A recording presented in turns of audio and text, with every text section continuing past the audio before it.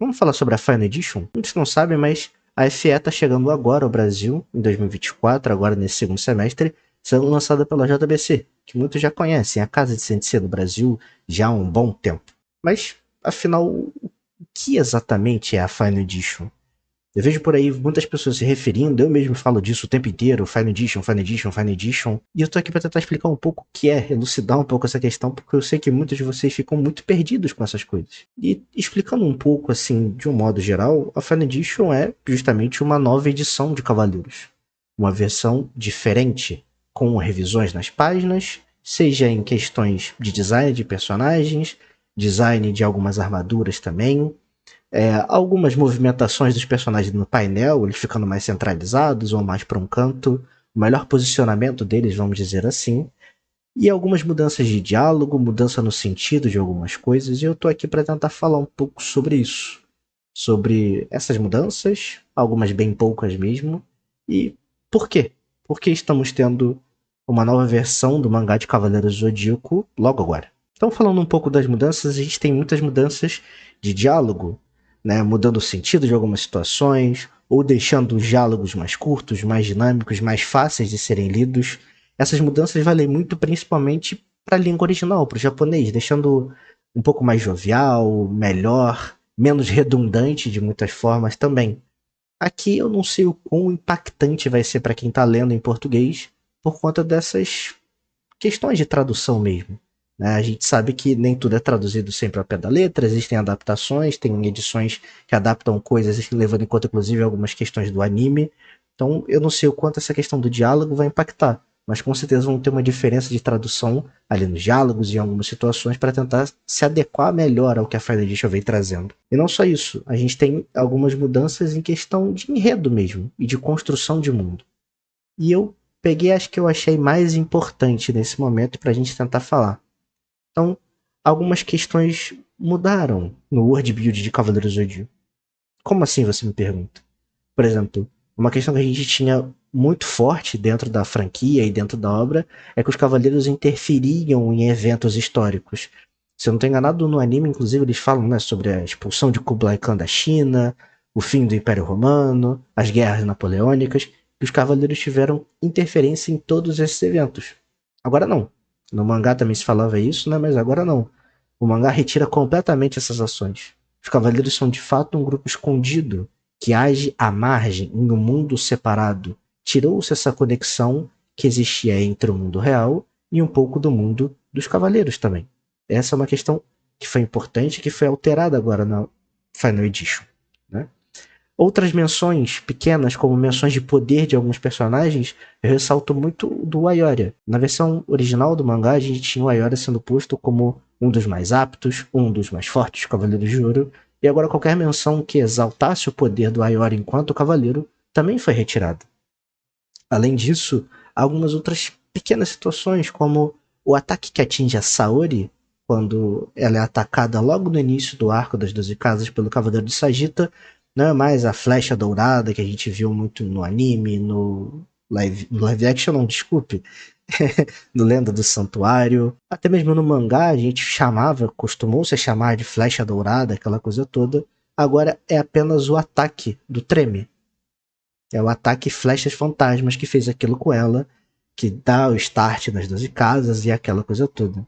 E além disso, tem uma que eu gostei muito para poder trazer aqui para vocês, porque tem uma certa mudança até em como a gente olha para a relação dos personagens, que é quando o Camus lá no mangá, ele derruba o navio da mãe do Yoga ainda mais profundo do oceano, ele escrevia no gelo Sanctuary, santuário. Então, era como se fosse um convite, um chamado, um desafio para que o Yoga de fato fosse para lá. Agora não. Agora na Final Edition a gente tem uma completa mudança no sentido disso. Ele escreve para o Yoga não ir ao santuário. Muda um pouco, inclusive, sobre o que é essa ação dele. Aqui na Final Edition, olhando ainda sem ter visto todo o contexto, parece mais uma punição ao Yoga por aquilo que ele fez. Porque, para quem não sabe, o Yoga no início do mangá, que é diferente do que é no anime, ele tinha a missão de matar os Cavaleiros de Bronze porque eles eram traidores. Eles estavam lutando lá pelos interesses pessoais, estavam revelando os Cavaleiros para o mundo, e aquela coisa toda. No mangá isso faz um pouco mais de sentido, tanto é que o caminho do mangá vai por aí, enquanto o anime altera um pouco. Você tem ali a questão do Cavaleiro de Cristal, Camus, etc. Então essas são algumas das mudanças que a gente tem, por exemplo, em questões de enredo. Mas tem mais. Para quem se lembra, para quem acompanha bastante as novidades da comunidade, ali nos anos de 2017, 18 e 19, o Kurumada lançou 3 extras. 3 histórias que complementavam o clássico. A primeira delas é o episódio 0. É uma série de 3 capítulos focada na fuga do Ayorus e da Saori, ainda bebê, do santuário, onde a gente vê um pouco mais do Saga, esse lado dele com o lado maligno, que é o que a gente achava que ele tinha de fato, e o Ayorus descendo as 12 casas, enfrentando Afrodite, Shura e o Máscara da Morte. E aí, além da gente ver o primeiro golpe do Ayorus, que é a Flecha das Sombras, o primeiro golpe canônico, o oficial vindo do Kurumada, porque ele sempre teve o trovão atômico e a flecha de Sagitário também, a gente passou a ter visões de certos momentos muito especiais da franquia, como por exemplo o Ayorus escrevendo o testamento. A gente pôde ver a Saori bebê tendo agência contra os seus inimigos naquele momento, rebatendo Ondas do Inferno do Máscara da Morte, por exemplo, ou ajudando ele na luta contra o Shura. E todas essas questões, assim, foi um extra que complementou bastante, que eu achei muito interessante, e que agora está sendo incluído logo no primeiro volume da Final Edition. E ele não só serve para que a gente veja um pouco mais do Ayorus, um pouco mais das suas técnicas, um pouco mais dele enquanto cavaleiro, já que é um personagem que vivo, ele é apagado, ele tem mais agência enquanto morto, mas que também dão outras interpretações e aprofundam personagens, pelo menos do meu ver e na minha leitura, como Máscara da Morte, Shura e Afrodite. As leituras sobre eles mudam um pouco de figura, ou ficam mais completas a partir do episódio 0, quando a gente analisa a história como um todo, em ordem cronológica. Depois do episódio 0, a gente teve o Saint Seiya Origin, que era uma minissérie também, ali de 2 partes, que é um pouco mais focada no Saga e no Canon. Assim como o próximo que eu vou falar ainda, que é o Destiny, também é um pouco mais focado nos dois, mais no Canon do que no Saga, mas Saint Seiya Origin conta um pouco sobre o que é esse mal que estava escondido dentro do Saga. E a gente descobre que esse mal tem um nome. É o espírito Lemur, um espírito maligno, uma entidade maligna que foi posta ali por uma deusa, a irmã de Hypnos e Thanatos, que é a deusa Ker. É uma personagem que ainda é muito misteriosa, a gente sabe muito pouco dela, ela só apareceu nessas séries de especiais, e a gente ainda está na expectativa de saber se o Kurumada vai encerrar a história dela na Final Edition, se ela vai ser uma inimiga para a próxima saga, a Saga do Céu, ainda não sabemos. Mas a Ker foi essa personagem nova que está sendo introduzida e que mudou muito como a gente viu os eventos da saga Santuário e também da saga Poseidon. Faz com que Hades de fato seja um inimigo que tem essa grande agência, essa coisa tão poderosa, porque a Ker, pelo menos na teoria, como eu falei, é uma personagem muito misteriosa, na teoria ela faz parte do exército de Hades. Então, faz com que o imperador do mundo dos mortos tenha ainda mais presença dentro da história e faz com que uma fala que o Seiya tinha no anime, que eu não me lembro se ele tem no mangá, mas ganha ainda mais peso para mim. Porque o Mu, quando diz que os verdadeiros inimigos são os espectros de Hades, o Seiya vira e fala: então todas essas batalhas que passamos foram apenas um aquecimento? E agora sim, foi tudo um aquecimento pro verdadeiro inimigo de Atena, que é o Imperador Hades, que, né, através da Ker, ou ela fez sozinha, né, causou toda essa confusão que nós vimos. Saga e Canon ganham novas interpretações também, no meu entender. Eles ganham um ar até mais trágico, principalmente o personagem do Saga. Apesar de eu gostar mais de ser uma coisa de dupla personalidade, eu sinto que ele ganha algumas coisas enquanto personagem, perde outras. O Canon ganha também bastante coisas enquanto personagem, mas novamente é o tipo de mudança que muda um pouco a interpretação do universo, da história e dessas figuras que nós vemos. E aí nós temos por fim o Saint Seiya Destiny, que é uma série de um capítulo só, não dá pra chamar de um shot, eu acho, mas é um único capítulo focado mais no Canon e nos Marinas. Então é o Canon encontrando os Marinas, dando a ordem para que eles vão cada um para um pilar, e a gente tendo uma pequena batalha entre o Isaac e o Canon, dando um pouco mais de complemento, peso e contexto também para aquela fala do Isaac quando ele tá morrendo, onde ele fala sobre o verdadeiro dragão marinho, a identidade do dragão marinho, melhor dizendo. A gente viu finalmente o Kurumada desenhar como foi esse encontro e como o Isaac sabia dessa informação também. Que esse sempre foi um ponto muito importante. Como ele sabia disso? Kurumada, através do Destiny, veio e amarrou uma ponta que, no meu ver, no meu entender, ficava um pouco solta dentro da saga Poseidon, certo? Além disso, a gente tem o pós-Poseidon do canon. Algumas poucas páginas que mostram como ele ficou depois de voltar para a superfície e ter a vida salva por Atena. Por um momento, ele chega a desistir da própria vida e depois ele sente que algo está vindo. Ele sente, né, muito provavelmente os espectros estão vindo, e ele entende que ele é um verdadeiro cavaleiro, que ele ainda tinha coisas para fazer. Em contraste a isso, nós vemos Saga, Máscara da Morte e Afrodite sofrendo no Cócito, sofrendo no inferno congelado, onde os cavaleiros vão sofrer por toda a eternidade, e lá chega a deusa Quer com a proposta para que eles revivam e tragam a cabeça de Atena. A história, de um modo geral, dessas 3 histórias é essa. Então, além de todas essas inclusões, a gente teve a adição também de 2 páginas na Final Edition, no último volume lançado. Até o momento, no momento da gravação desse vídeo, nós temos 13 volumes da Final Edition, e o último volume lançado cobria ali o final do arco Poseidon.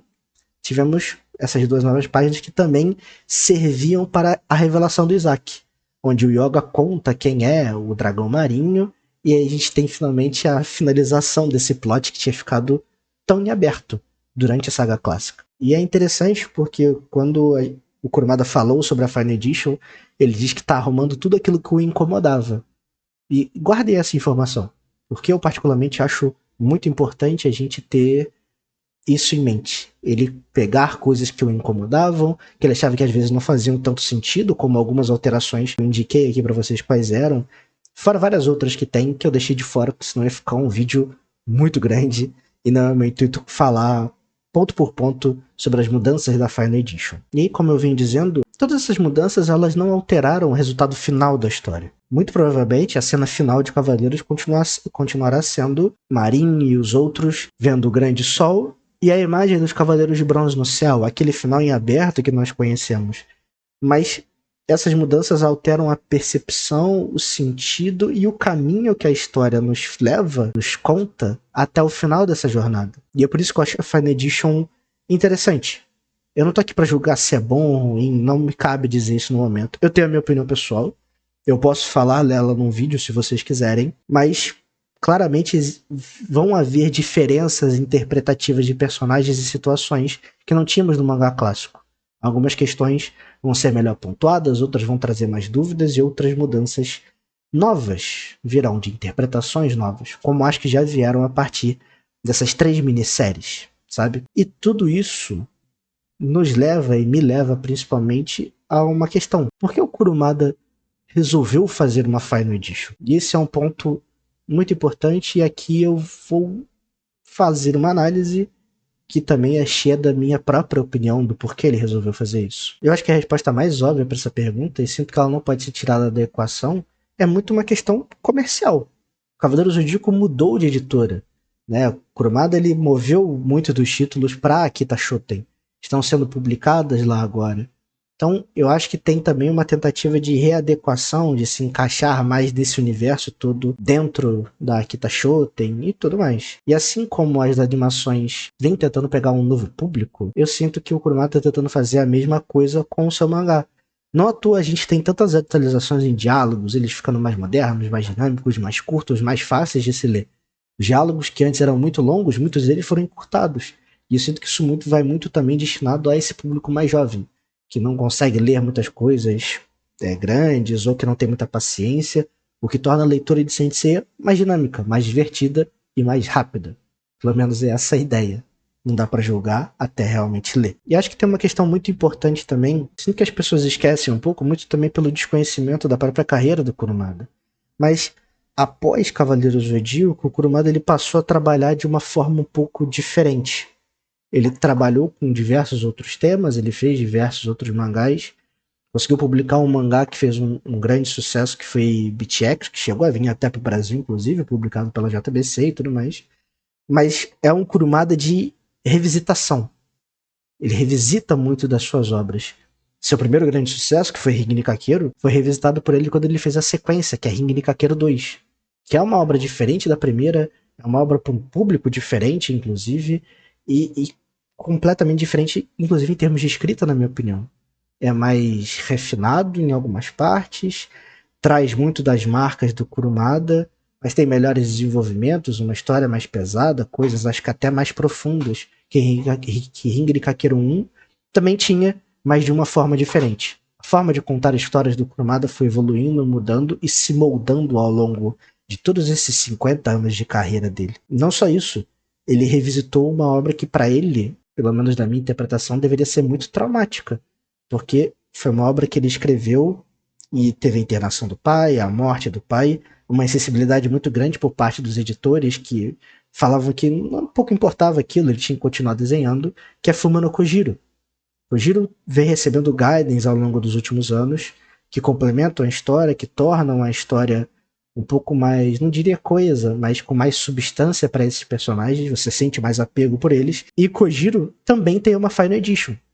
Tem ali uma versão diferente, inclusive, do seu final, se eu não estou enganado. Alguém pode me corrigir, inclusive, nos comentários se eu estiver falando alguma besteira aqui nesse momento. E além disso, tem uma obra que é muito especial para Kurumada, a obra que ele disse que nasceu para escrever. Uma coisa que ele tentou fazer muito desde os anos 80 e nunca conseguiu, que era Otokozaka. Um mangá que era uma homenagem, uma inspiração, uma coisa muito que resgatava muito os sentimentos do início de carreira dele, que era um mangá focado mais em delinquentes. Ele conseguiu retornar depois do cancelamento nos anos 80. Em 2014 ele voltou com a publicação e terminou ela recentemente, em 2023. Então é um Kurumada que vem resgatando, revisitando, reconstruindo e fazendo pazes com muitas situações que ele foi obrigado a deixar de lado, ou que não conseguiu acabar, ou que não teve tempo. Diversas coisas que ele foi ajeitando ao longo da sua carreira. Mas você que está vendo isso, não liga muito. Eu sei que não liga. E eu entendo que não ligue. Você, muito provavelmente, não é fã do Kurumada, mas é fã de Cavaleiro Zodíaco. E isso é super justo. Não é nenhum tipo de julgamento, de forma alguma. Mas é importante entender que o autor ele não é um autor de uma obra só. Nunca foi. De forma nenhuma. Mas se a gente está falando de Saint Seiya, então vamos falar do tudo que aconteceu com a franquia nos últimos anos. Porque é importante que a gente fale isso. Dos anos 2000 pra cá, Cavaleiro Zodíaco vem passando por uma transformação muito grande enquanto franquia. Vamos lembrar, é um mangá de 1986, que acabou ali em 1989, 90, e que desde 2001 vem recebendo constantes atualizações. 2001, se eu não estou enganado, se eu não estou confundindo as datas, é o ano da publicação de Episódio G. O primeiro spin-off que expandiu a franquia de uma forma inimaginável. A gente teve lançamento de várias outras coisas, como Gigantomachia, The Last Canvas, Santiago, Darkwing, as continuações de Episódio G, Rise of Poseidon, Time Odyssey. A franquia foi se expandindo de muitas formas, contando novas histórias, com novas narrativas, com novos personagens, com novos universos, com novas temáticas também. Tudo isso foi acontecendo e, por tudo que a gente ouviu desses mangakás ao longo do tempo, o Kurumada sempre deu ideias centrais, ideias iniciais e ajudou nesse processo todo. Além de permitir, ele tem dedo naquelas obras. E isso é importante ser salientado. Além de tudo isso, as pessoas esquecem um pouco, mas ele voltou com o Cavaleiro Zodíaco. Para nós é muito natural agora, em 2024, mas pense você, lá nos anos 90, seja no Japão, seja no Brasil, uma continuação de Cavaleiros. Sensei é uma obra fechada. O mangá clássico de Cavaleiros do Zodíaco é fechado. Se você quiser ignorar Next Dimension, Prólogo do Céu e tudo que veio depois, você pode, porque a obra te dá um final. O final é aberto, é verdade, mas todas as outras coisas ficam concluídas. Algumas de uma forma mais cruel, outras de forma mais apressada, outras nem tanto assim, mas há uma conclusão para quase todos os arcos que foram iniciados ali no início da obra. E ele volta. Ele faz o roteiro de Prólogo do Céu. Existiu planejamento para os 3 filmes. Infelizmente, uma série de fatores, e não me cabe ficar falando aqui. Eu posso fazer um vídeo sobre isso, inclusive, se vocês quiserem. Mas Prólogo do Céu e suas sequências não foram para frente. Mas ainda assim, ele não largou o osso. Ele foi lá e fez Next Dimension. Uma obra que continua a história de Cavaleiros do Zodíaco. Uma obra que conta sobre como salvar o Seiya. Que foi concluído agora. Sei que muitas pessoas não gostam dos vários hiatos, das várias pausas, mas voltem um pouco no vídeo quando eu falo de todas as obras que ele trabalhou. Rengoku Kakeru, Fumano Kojiro, Jaime Nozagi, que é uma outra que eu poderia ter mencionado, não mencionei, o Tokozaka. Todas essas obras vieram ao longo desses anos em que ele ficou fazendo Next Dimension também. Ele continuou ativamente trabalhando em todos os seus títulos ao longo desses anos. Como vocês estão vendo, é costume do Kurumada revisitar suas obras, repensar coisas, refazer coisas, ajustar. É costume dele fazer isso, dar novas interpretações e até um novo ar, um novo tom para elas. Como é para mim a diferença de Rengoku Kakeru 1 para Rengoku Kakeru 2. Como acho o Next Dimension muito diferente do que é Saint Seiya original, o clássico ali. Eu particularmente acho diferente. E um dia eu pretendo falar sobre isso também. Então, ele não parou de dar atenção para Saint Seiya mesmo ao longo de todos esses anos. Seja com o Next Dimension, seja ajudando e dando o sim para que fossem feitos spin-offs. Cavaleiros do Zodíaco sempre esteve em pauta para Kurumada ao longo de todos esses anos. E a Fine Edition é só mais um pedaço de toda essa coisa que ele vem construindo ao longo dos anos de carreira dele, principalmente dos anos de 2000 para cá. E como eu falei lá no início, a JBC anunciou que traria a Fine Edition para o Brasil. Lá no ano passado esse anúncio foi feito. E aí no Anime Friends desse ano, a gente teve novas informações, a gente já sabe que a Fine Edition está em produção. Agora nos foi dito que eles estão muito ansiosos, mas que faltam algumas burocracias, imagino, vindas lá do Japão, algumas autorizações, para que seja publicado aqui no Brasil. E aqui a gente ainda vai ter uma coisa que para mim é muito legal, é muito maneiro mesmo de ver, que é uma capa alternativa para que se compre, além da capa original, que vamos ter, a capa ali do Kurumada bonitinha, a gente vai ter uma capa alternativa feita por um artista brasileiro, que é o José Luiz. Uma capa muito bonita, por sinal, eu gostei bastante. Lembra um pouco mais o anime, inclusive, mas é uma capa bem legal, eu gostei muito mesmo do que ele fez. Se você tá em dúvida sobre compra, não compra, termino minha coleção do Kanzenban, não termino, assim, sempre faça aquilo que for melhor para você. Se você quiser comprar a versão do Kanzenban, compre. Se você quiser fazer a coleção da Fine Edition, eu super recomendo. Eu vou tentar fazer, eu quero muito poder ter a minha coleção da Fine Edition, eu espero muito que venha num preço acessível também, esse é o tipo de coisa que é difícil, né, principalmente atualmente com o mundo dos mangás, mas rezo e espero para que seja o caso. Então, meu povo, por esse vídeo foi isso. Espero que tenham gostado. Se ficou alguma dúvida, comenta aqui embaixo, eu tento responder da melhor forma possível. Se vocês quiserem um vídeo falando mais profundamente sobre as mudanças que foram feitas na Fine Edition, que eu comente mais coisas, que eu dê minha opinião, eu posso fazer um vídeo, como posso fazer uma live também, olhando com vocês quais foram todas as mudanças feitas na Fine Edition.